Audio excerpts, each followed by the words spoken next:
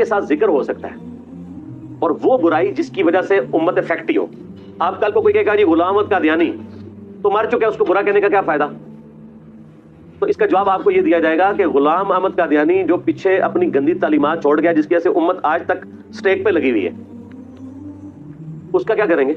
आप रद्द करेंगे ना, और बाई नेम ही करेंगे। ये कहते हैं नाम ना लो, तो बाई नेम करेंगे।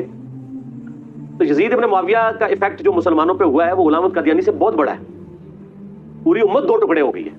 ये तो एक छोटा सा फिरकी बन के लादा हुई है ना, तो पूरी उम्मत में दरार डाल गई है। उसका आप क्या करेंगे? तो यजीद इब्न मुआविया पे आप लानत करने के बजाय उतनी देर फज़ाइल अहले बैत बयान करें।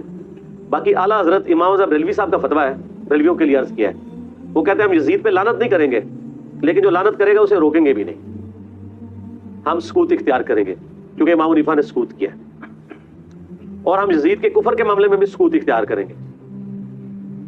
और इन्हीं के बड़े बुजुर्ग